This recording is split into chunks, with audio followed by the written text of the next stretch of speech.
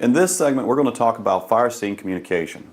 Now, fire scene communication is probably one of the most critical skills you need to acquire, because as we talk and try to relay information back and forth on the scene, it's critical that people not only hear what you're saying, but they also understand it. So we want to talk about a few issues in relation to it. The first thing we want to accomplish, our first objective, is going to be define communication. Before we begin talking about it, we have to come up with a common definition, one that we all understand and can work from. We also want to explain the key elements of communication. And so we want to talk about what are the parts, what are the pieces of it. And then we discuss some best practices. And then finally we're going to talk about how to effectively ensure that information is disseminated. These are very critical skills on the scene, because time and time again there are always issues that come up as a result of not being able to effectively communicate with each other. So this is where we want to start off. Now the question comes up, why is this important? Why is this critical that we understand what goes on the scene and why the communication is so critical? Many after-action reports often say that communication was a breakdown, that there were issues there getting information back and forth, either to crews, either to the incident commander, or to other parts of the operation. So it's very important that we understand not only why communication is important, but also understand how to deliver it effectively. Before we begin, we definitely want to talk about what is communication. What exactly does that mean when we talk about that? And there are several points I want to bring home with this and make sure we understand. First is it is an exchange of information. And so communication is definitely an exchange of words, visuals, whatever the case may be, but you have to make sure that you have this critical point. It has to be a two-way communication. That means you have a sender, a receiver, and there's confirmation that the information is being properly disseminated. So we want to make sure we understand this. It's at least two people involved, and that again you have that constant confirmation back and forth, going back and forth of what is correct and what is being correctly said. Now, an easy way to remember this is to take a look at this chart. We first make sure we have a sender. We also have a receiver. The information has to be transmitted to the receiver, and the person begins to understand that. And how we confirm this is when they can receive back to us or send back to us that information. So this is a very critical point, because on the fire ground particularly, you have a number of things going on. As I said previously, a number of moving parts. So making sure that what you're saying is being heard is very important. One example of communication that we would work with is, first, let's replace these terms with specific items. So for example, we have a sender. In our example, we'll use the dispatcher. The dispatcher transmits out the call. In this case, it may be a structure fire. They give the address and any other information they may have available. The receiver will be the fire department, and the engine 1, for example, may be the one that's going out first. And so they receive the message, and then they confirm back to dispatch the call itself. So this is a good example of why the communication taking place in a complete cycle. Another example would be, say for example, if you're a public information officer and you've got information to release to the general public or to the media. In this situation, the public information officer will be the sender. They're going to transmit the information to the media or to the general public, and then we're going to look to see that they've received that information back, either through how they respond to the message, by how questions they may ask.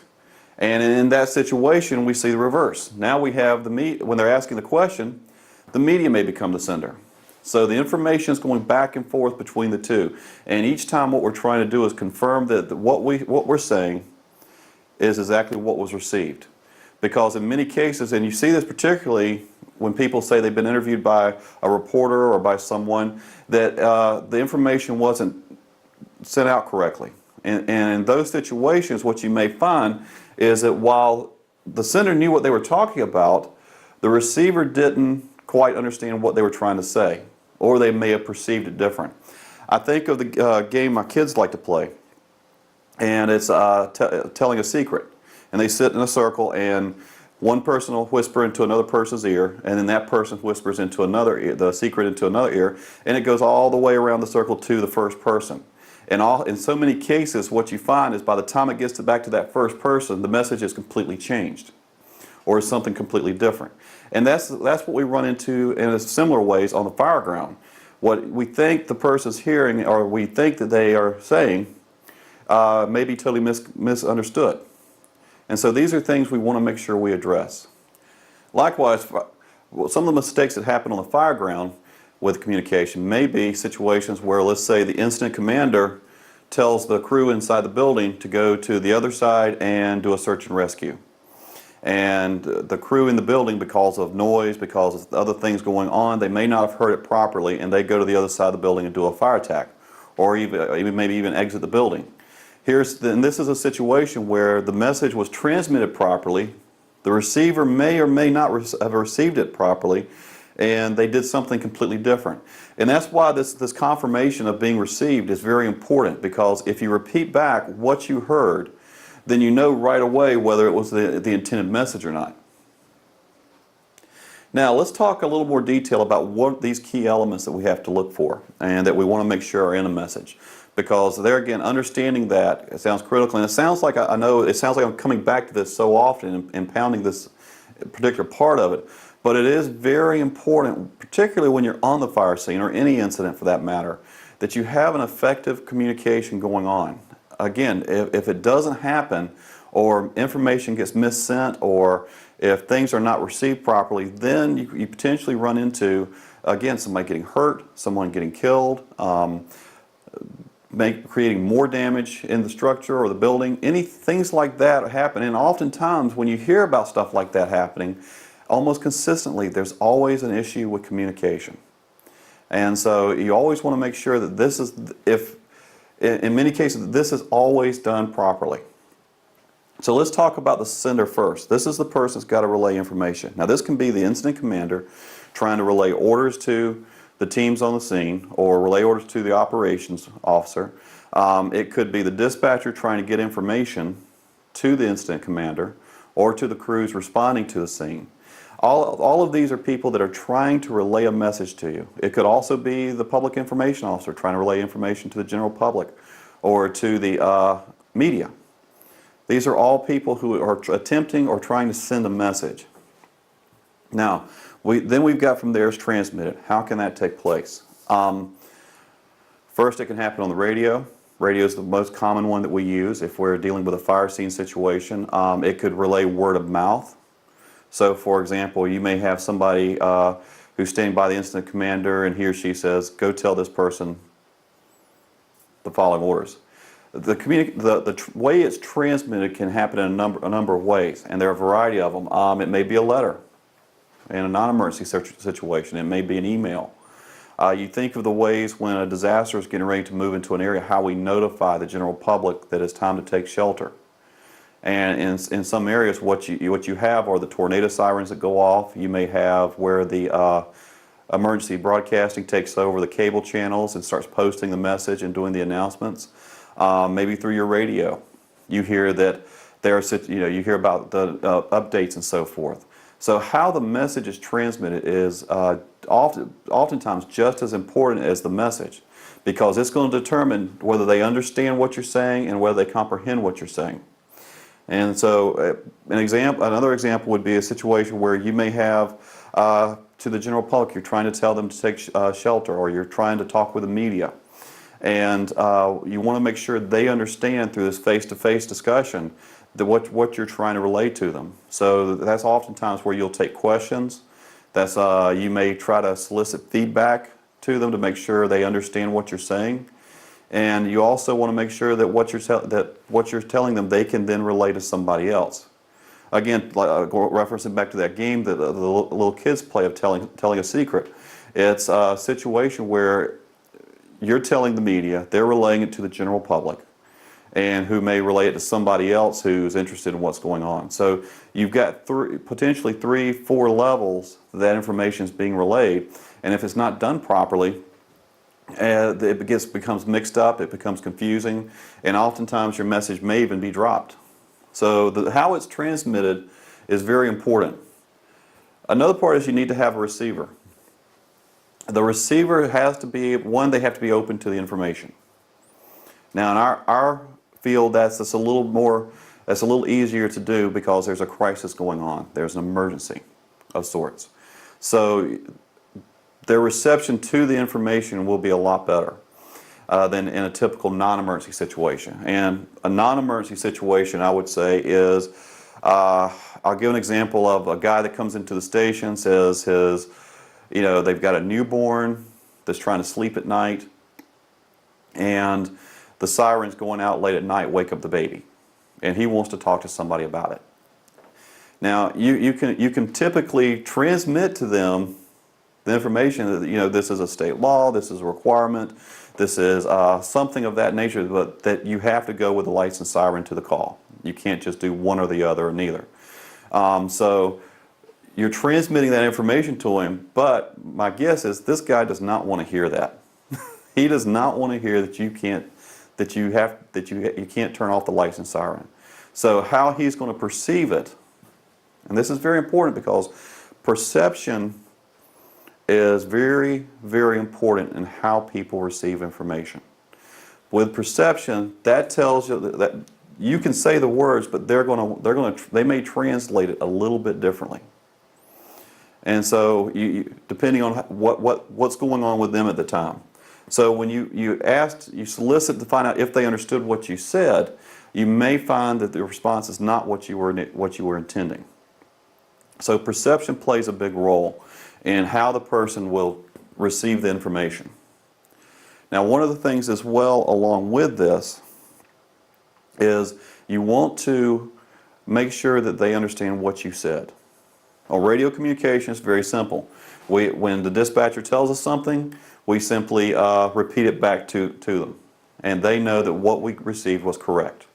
On the fire scene, it's very important that when you give an order or you give a command, that the receiver in turn repeats that back to you so that you're sure they understand what you're talking about.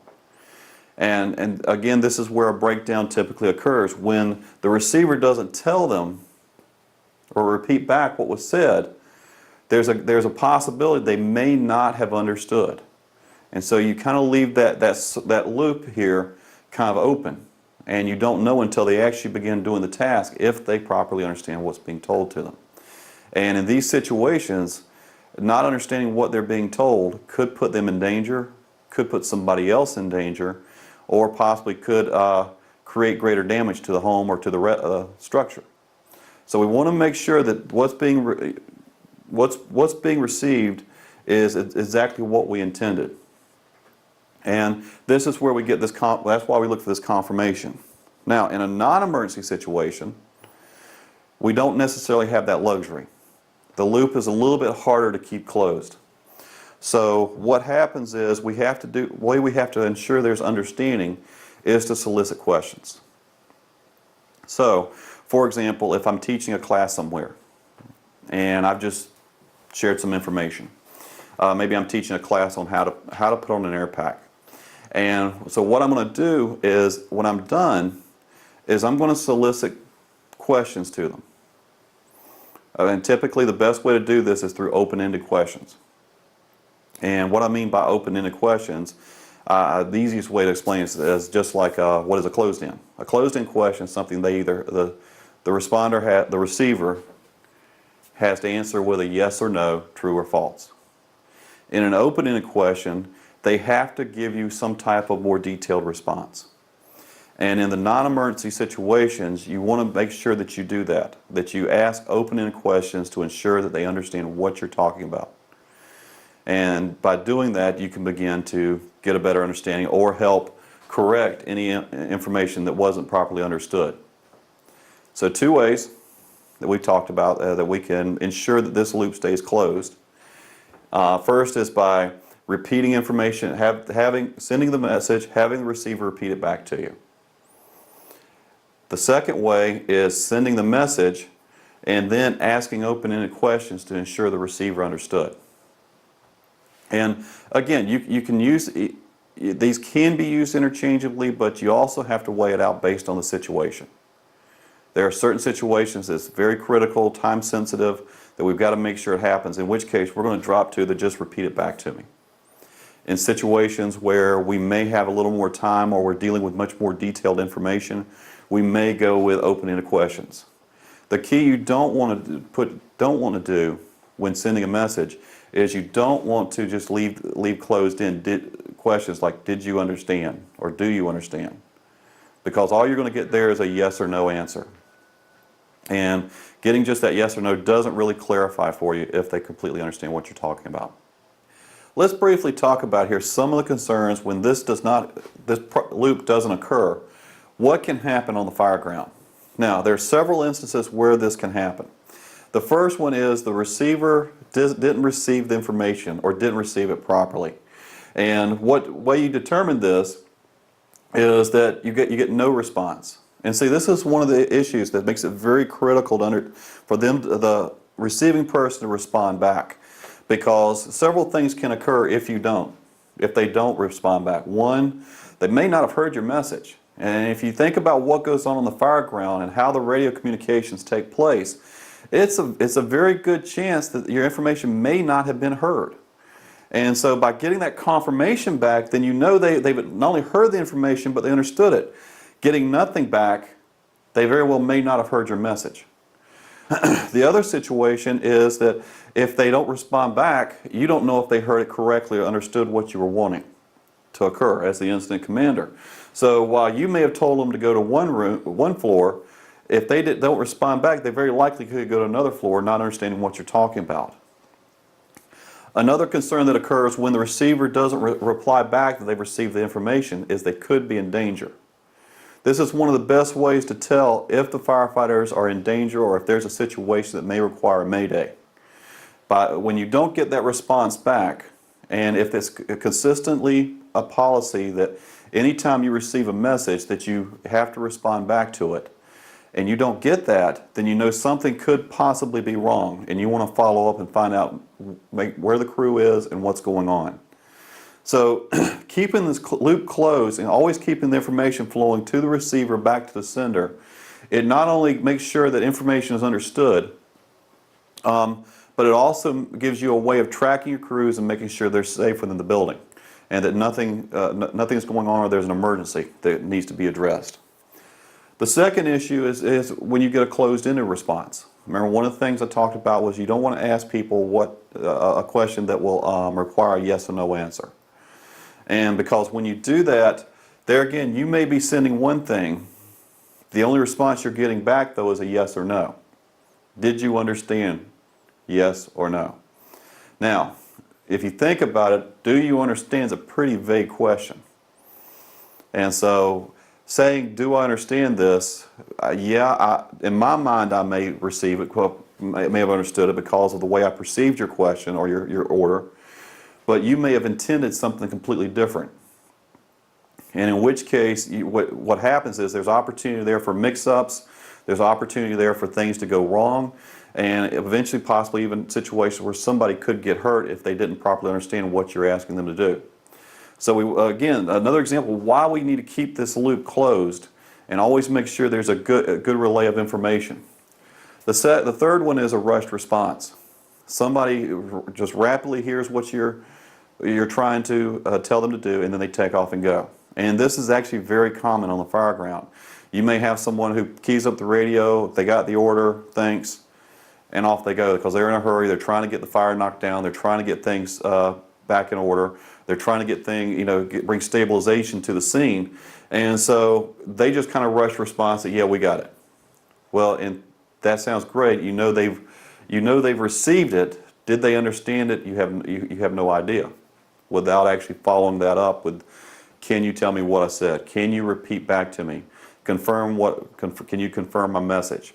All of these are ways that you want to make sure that, and particularly on the fire ground, this is where it's very critical, is that once they receive that information, did they understand it?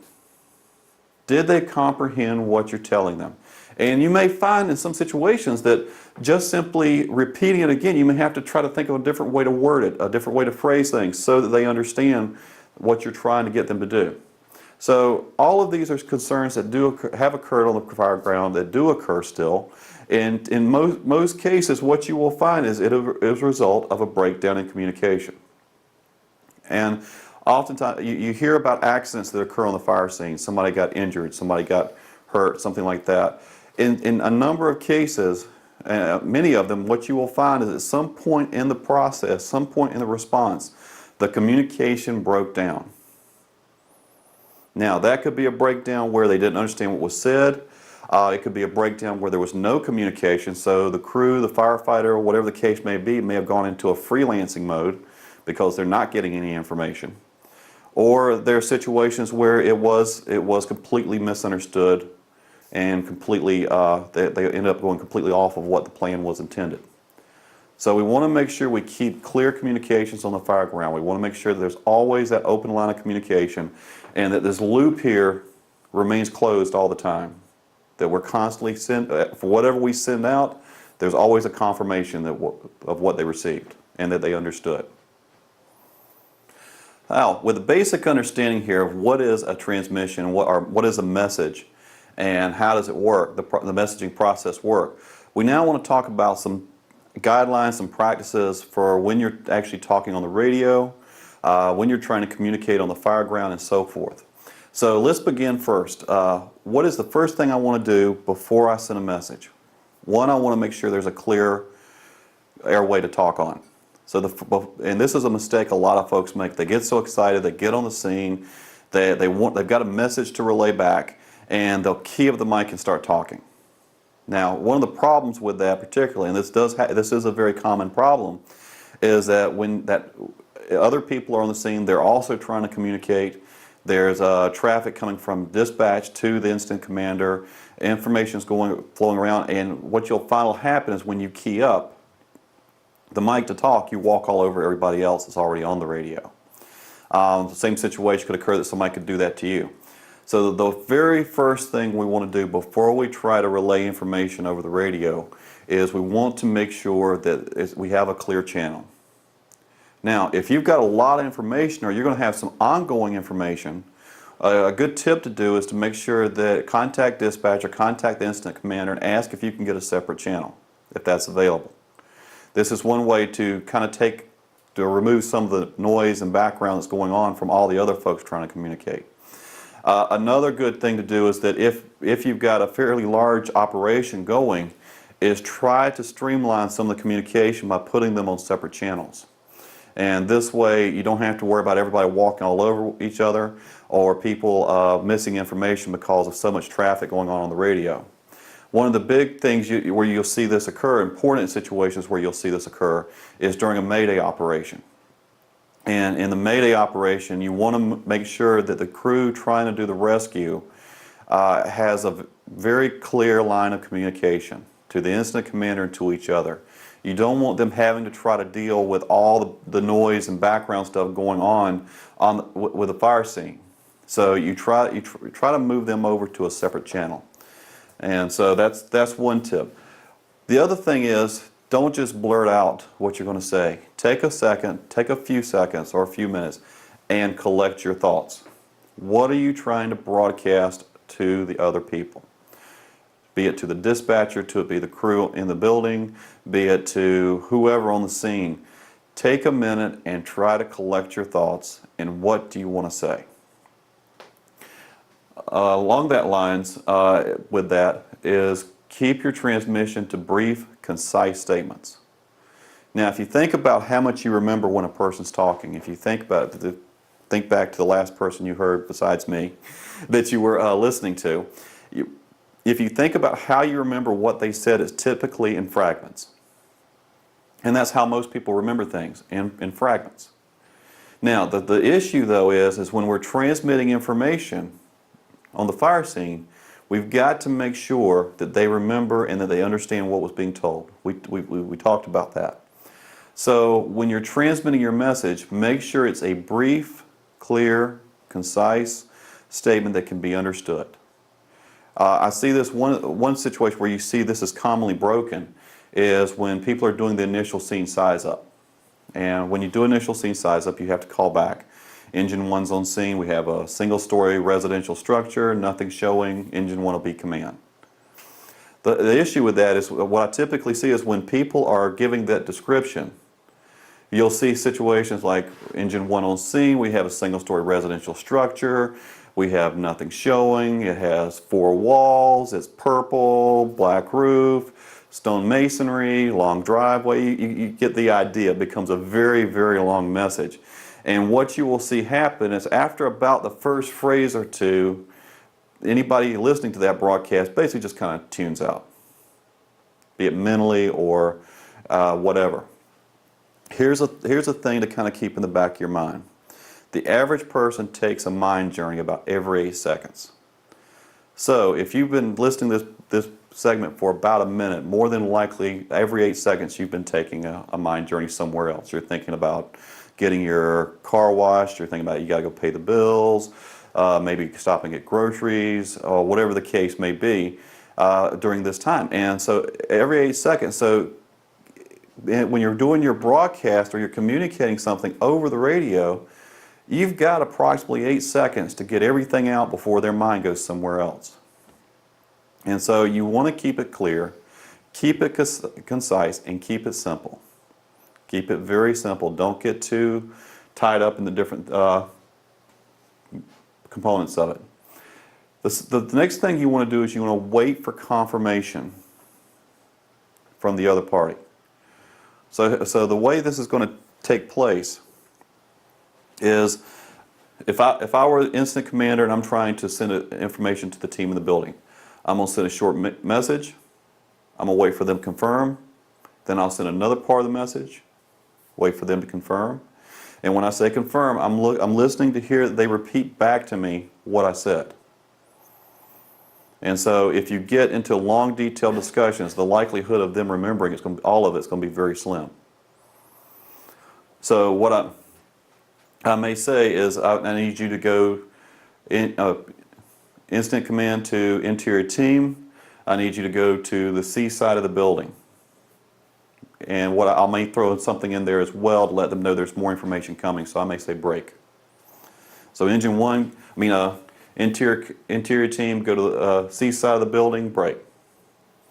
Then I'm going to wait for them to respond back and say, interior team to incident command, confirm, go to the C side of the building with break. I need you to do search in the front room or the room on the C side of the building and confirm there are no more victims. They'll respond back, do a search and rescue in the room at the C side of the building, confirm there are no victims. Now by doing that, what I've done is I've now been able to send them multiple pieces of information. I've still kept it in fragments so that it's easier for them to retain. And then in each situation, each part of it, I've waited for them to confirm back and that they understand what I'm asking them to do. And if you take this step, it may sound very elementary. And you're thinking, oh, we're all adults. We don't need to talk to each other like that. Consider the circumstances that you're talking to people under. This is not two folks sitting around at the bar or at the kitchen table or at the coffee shop having conversation. This is a high, tense, very rough situation that you're dealing with. This is a situation where there's multiple things going on, everything's in rapid mode, and the ability for them to comprehend information is going to be harder. Couple that with the fact that they're wearing gear, they're in an air pack, and the communication is a little bit harder. They've got a flash hood on to cover their ears, things like that.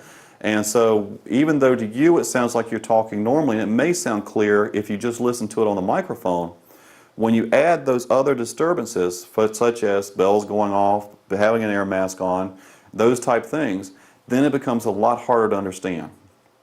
And it becomes much more complex for them to try to figure out what you're saying. And so you want to get that confirmation back. Now, what happens if if what they send back is incorrect?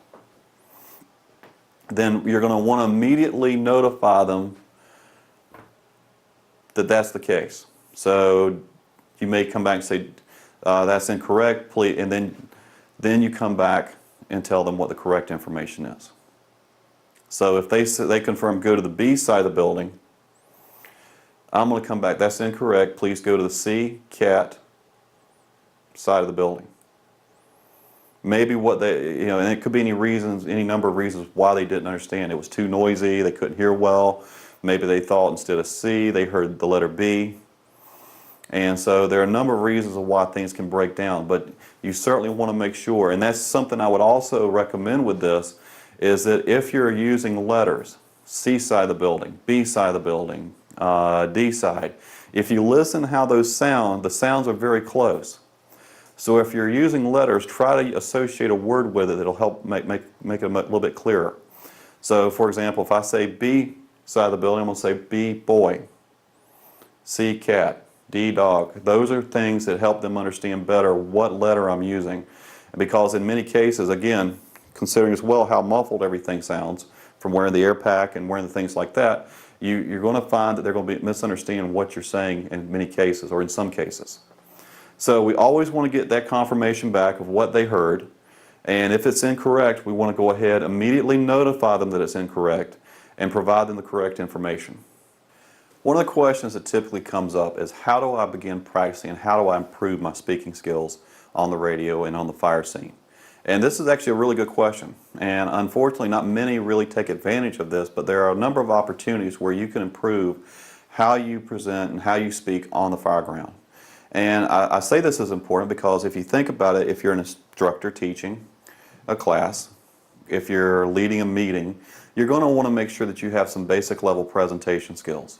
The same thing applies on the fire scene when talking on the radio and when trying to relay commands, that you want that same level of proficiency to be able to do your job effectively. And I would compare it to any other tool you would use on the fire ground.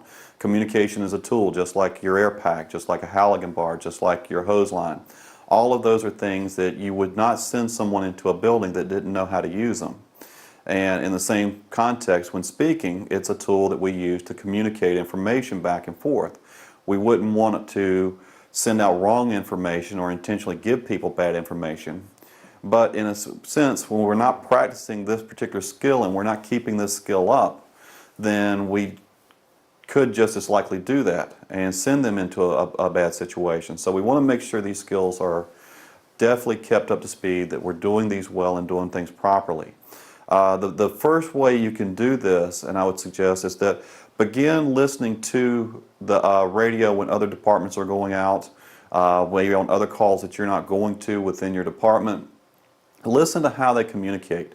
What goes well, what doesn't go so well, and weigh those out in relation to the communication and that's going on, and see if there are things that they're doing that work really well that you could integrate into the way you speak on the radio. Maybe there's some things they didn't do so well, and in those situations you may want to learn from that to not use those skills, that particular skill. So listening to the radio and listening to the calls that are going on is a great way to learn how to improve how you communicate. Another way is many departments, many of the dispatch centers now record what's going on, at least on the primary channel. So something you can do as a training session, as an after-action type thing, is get a copy of that recording. Use it in your department with the crews that responded on ways they can improve how they're communicating. Again, we've said communication is typically the weakest link on the scene and often is the one that leads to a breakdown or problem. So we want to take advantage of that. If we can listen to the recordings that went on, if we can listen to the communications that are going back and forth, then we can begin to learn on how we can improve. A step from there, once you've done that, run some practice scenarios. They're in the station and just practice talking to each other. One way you can do this is get two handheld radios or use one in the truck and go to two separate parts of the station where you can't hear each other talking and begin relaying information back and forth. This is a great way to practice and a great way to learn how people communicate and how to make sure information is being shared properly. Because the only way you're going to be able to make sure the information gets relayed by doing this type of practice session is through what you're communicating on the radio. Another way you can do this as well is record yourself. Maybe come up with a set of scenarios for yourself to work with and record them and listen back to how it sounds. If you do that, one thing I'd recommend is not necessarily to listen to it immediately, because it's still fresh in your mind what you're trying to communicate. So of course it's going to make sense to you.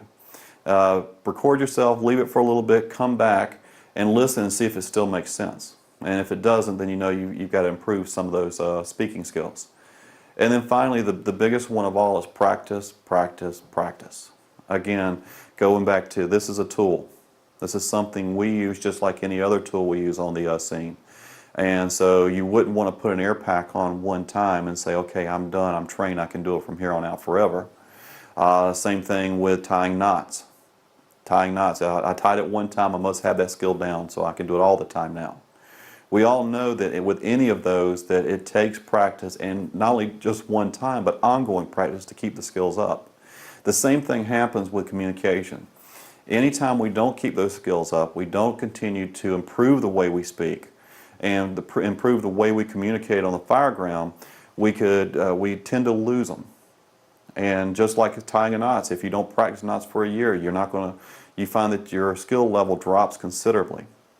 And so the more we practice, the more we keep doing this over and over again, and the more we keep working on those communication skills, we'll see things improve. And definitely this is a great way to ensure that what we're communicating around and what we're talking about on the scene is understood and can be responded to. What we want to talk about now is effectively ensuring that information is disseminated. Now, we're going to step out a little bit broader rather than just in the fire scene, because this is applicable to many areas of the fire service. But I will stay focused in that particular area. The first point I want to bring up when I talk about how to effectively disseminate information is stick to the basics. Now, and this is a mistake a lot of people make, is they try to get so detailed, they try to draw in so much information into their statement, into their broadcast, whatever the case may be, that it gets lost. The actual message, the intent gets lost. So this is why I say let's step back, let's look at the basics, and we answer the questions of the who, what, how, when, and why. Those are the things, if we focus on when we're doing our communication and what we're sending out, you'll find that things become a lot simpler, that they become more understandable to the other party, and it's a lot easier to break down into sentence fragments what we're talking about. Well, maybe let's take a look at this from the standpoint of an example. If I have a team inside the building, a crew in there doing fireground operations, and I need to relay a message to them, I want them to move to the other side of the building and begin operations there. All right, the first thing I want to do, and actually a neat little way to do this is to maybe just create a little, you can print it out off your computer to keep in your vehicle, keep on the truck, whatever the case, but basically like a little cheat sheet so you know what to send out. The first thing is who. Who do I want to send this message to? In this case, based on our example, we're wanting to send it to the team inside the building. All right, the second question, what do I want them to do? I want them to move to the other side of the building, in which case we may just say it's the C side of the building to stay consistent. So we've got the who answered, the what answered, how. In this case we may need to tell them how. We need them to exit the building, go around to the C side, and enter from the exterior. And so we've got that information may be relevant and may be necessary, so we want to make sure that question is answered. When? Based on our example earlier, our comments earlier, we said when is one of the questions, and in this case we may say immediately. There may be circumstances where you don't need them to move to the other side of the building until later, but we need to know that when and when it's going to take and how when it's going to take place. And then finally, why? Do we want them? There has to be a reason that I want them to move over there. Maybe it's to do search and rescue. So our why question is so they can begin search and rescue on the room adjacent to the C side of the building. So by answering those basic 5 questions, we have our message that we need to relay, and it's very simple, very easy for them to understand, and it becomes a situation where we don't have to worry about trying to explain ourselves. So we say, interior team, I need you to move to the C side of the building by exiting the front and entering through the C exterior immediately, so you can begin search and rescue in the room on the C side of the building. To understand this even further, let's take a situation where it may happen incorrectly. And so, for example, we didn't address one of those questions. And so let's say we don't address the how. So for example, we have the who is the interior team. We need you to go to the C side of the building immediately to do search and rescue.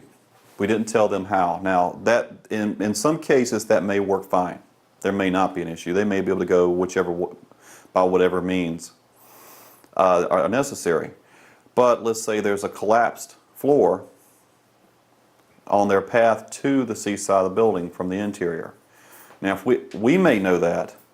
It may have been broadcast over the radio, but the interior team may not have heard that. Again, we have a lot of chatter going on, and they're wearing a lot of gear, so the likelihood of them hearing that may not be as well as we think. So by us not relaying that piece of the information, we could potentially put them in harm's way or put them in a situation where they get in trouble because of a little snippet we left out.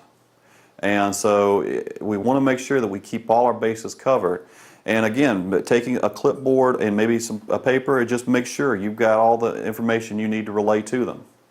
And it makes it a lot simpler, and then at that point you're just referencing your sheet. The next point we want to talk about is how to deliver that message as well. Keep your message brief and concise. Now that may sound contradictory to the previous point of making sure you cover all your information, but the two actually can work together. And just because you have a lot of information to relay doesn't mean you have to relay it all at one time. So it's much easier to break it down into clear, simple, concise points. And that's exactly the way to think of it. It is just very clear, simple, concise points. Keep your statements short as possible. Don't intentionally abbreviate them down, but make sure that you're not relaying any more information that's necessary. And this is for a number of reasons. One, as I said earlier, it mentally, and the way we absorb information, long statements, extended out statements and things like that are very hard to understand and very hard to remember, particularly when you're dealing in a crisis situation and hearing is a bit of a problem. The other part is there are also a number of other crews, teams, individuals that will also be talking more than likely on the same channel you're using. And in those situations, if you're spending a lot of time talking, they're not able to relay information. And so it can create bottlenecks for other parts of the operation. So keep them simple, make sure there's something that can be understood, and keep your message short. And then you'll also find it'll be easier for them to confirm back that they heard what you said. Let's take an example here of looking at the same transmission delivered two different ways and look at how keeping it clear and concise is much easier than trying to give as much information as possible on the radio. The first one I'll show you is when we give too much information. So I'm the incident commander. I'm transmitting to the team there in the building, and my comment comes back to incident command to interior team leader. Interior team leader responds with go ahead. So I then respond back with I need you to take your exit the building, take the hose line. Also Jim and Bob need to come with you. Yourself, make sure any tools you've got need to come out as well. And you can kind of see as I'm talking, eventually mentally he's just going to shut off, and all he's going to hear is we need to get out of the building. We need to exit the building. And that comes from the fact that we only take things in small snippets. We don't take big, long sentences into memory very well. A second approach would be to say, come back to say instant command to interior team leader. He responds, go ahead. I said, I need your team and all of your equipment to exit the building. Very much simpler, much shorter, and much more concise. It accomplishes the same message, it says the same thing, but it's a lot shorter and a lot easier to remember. As you can see from this, the definite lesson learned here is that it needs to be trained on, and it needs to be learned in ongoing practice, because we need to make sure that these are skills we keep up and that we don't lose, otherwise it can create problems for us as we get onto the fire scene.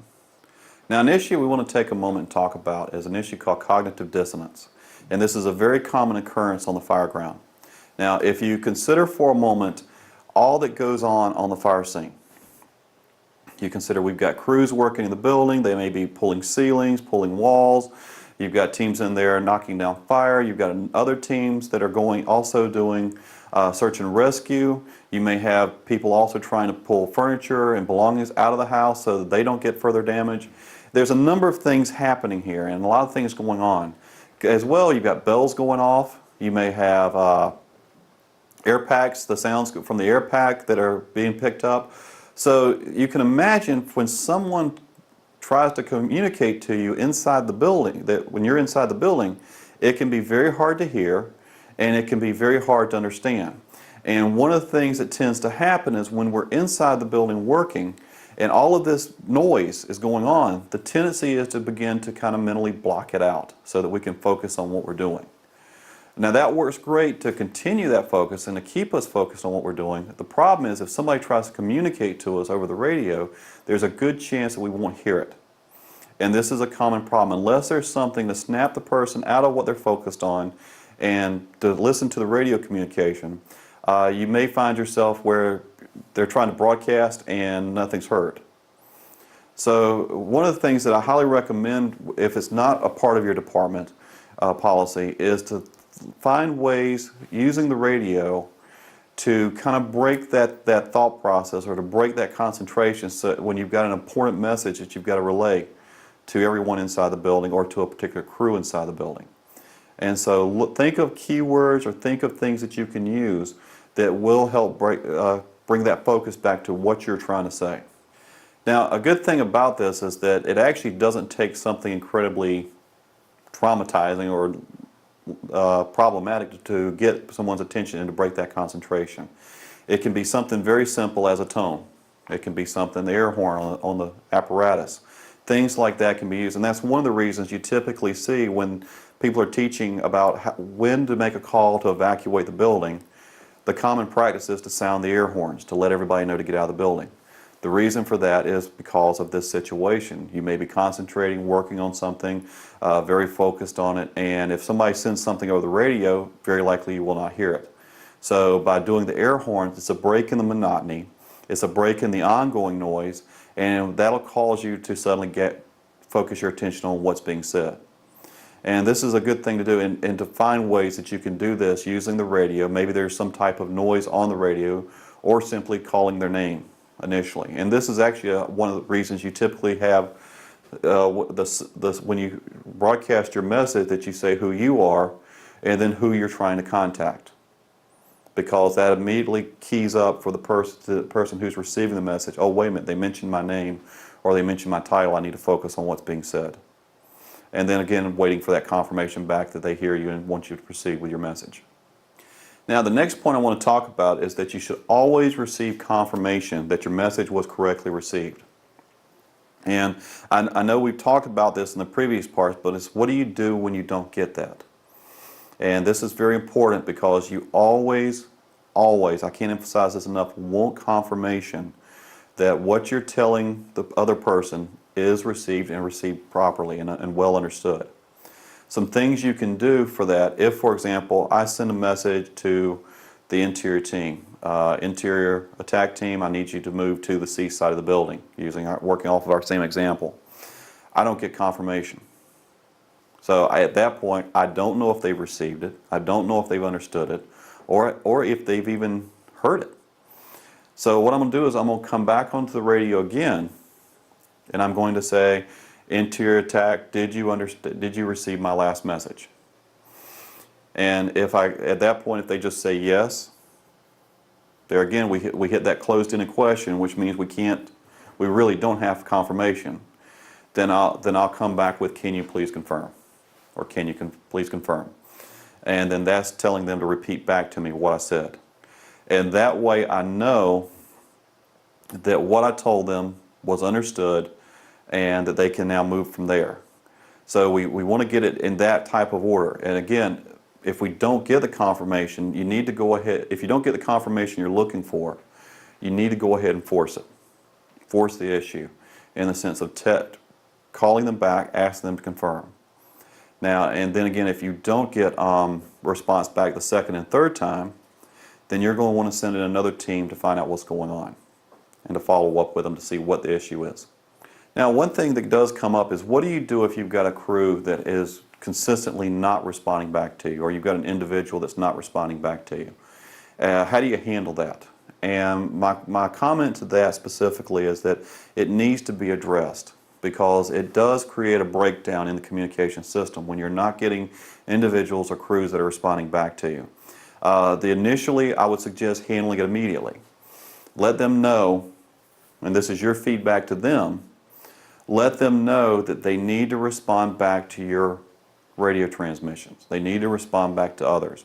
It may be a situation maybe they don't know. For whatever reason, they didn't understand they were supposed to do that. And this gives you the opportunity to go ahead and correct that before they go back in the next time, and potentially you could have a problem then. So giving that immediate feedback or response, to let them know that they need to be responding back to you, is a good point to bring home. Next point I want to talk about is avoid slang or technical jargon. And this may sound silly to have to do. We're all firefighters, we're all operating on the same scene, and more than likely most of us will be from the same department. But the issue that comes up when you use, let's take for example slang or contractions or things like that on the radio, a lot of times they can be misunderstood or not heard properly by the time it's received by the other person. So try to avoid using contractions, using slang. Make sure you go ahead and sound the words out, be very precise in your sound, and that way you have a better chance of, as it's being transmitted, it's being heard like it's supposed to. The other one is technical jargon, and the reason I say that is that even though most of the people on your scene may be from your department and you guys use the same terminology, there may be others on there as well from other departments that may not use that same terminology. And so you want to make sure that the terms you use, the way you phrase things, are very understandable to whoever's listening. And one of the early examples of this were the old 10 codes that we used to use in the fire service, and they were the same ones with law enforcement. And oftentimes when I'd visit towns and things like that, you would see that the fire department and the police department may have different 10 codes. So even within a municipality, they couldn't communicate to each other because there's differentiation in the way they were talked. Add in now another department or several departments that may have their own 10 code system, and you just really increase the problem. So the key lesson here is to stay with common terminology, common language, stay away from contractions and slang terms, and keep it very simple. Now the last point I want to bring up on this particular topic is the issue of, remember, the listener may use other terminology than you use. So you want to make sure that you're talking in the same language, using the same terminology that they are. And I'll give you a perfect example. In the East Coast, we have engines and we have tankers. Engine is the apparatus that goes to the scene, they pull the hose, they fight the fire using the engine, in most cases. As well, the tanker is what provides a water supply if we're dealing in a rural environment. So those are two. Now out west, you typically hear less of the use of the term engine and more use of pumper. And the pumper is the apparatus that goes to the scene and pulls hose and fights the fire.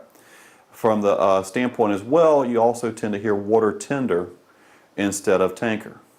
If I were out west and I called for a tanker, I'm going to get an airplane coming with a lot of water that they've got to dump before they can land again. So we want to make sure in those situations, and as we're dealing with different agencies and different departments, that we're all operating on the same terminology and that we all have a consistent way of understanding each other. Now, to conclude with this segment, I want to emphasize a very important point here, and that is communication, as we've talked about throughout this segment, is very, very important and very critical to the incident success. As I've said before, anytime you see a breakdown or something that occurs that goes wrong on the fire scene, typically ties back to some problem in the communication process. So it's everyone's responsibility in the department to ensure that they understand and properly are able to communicate with other people. From the firefighter level, it's ensuring that you understand what's required of you when you're speaking on the radio. It's understanding that you can speak appropriately, that you speak with the consistency that we talked about here. From the officer up and other levels of management within the fire department, it's important to understand that all of your firefighters are going to look to you to look for that standardization. So your role in this is not only to work on the speaking skills, but to establish the standardization within your department. What do you expect from people when they respond to a call? What do you expect when they arrive on scene? What type of communications do you anticipate throughout the incident? And how do you expect people to talk to each other over the radio? All of these issues fall in the area of etiquette on the radio, and it's up to you as the chief's officer and the management level people to ensure that that's established and enforced so that you have that consistency.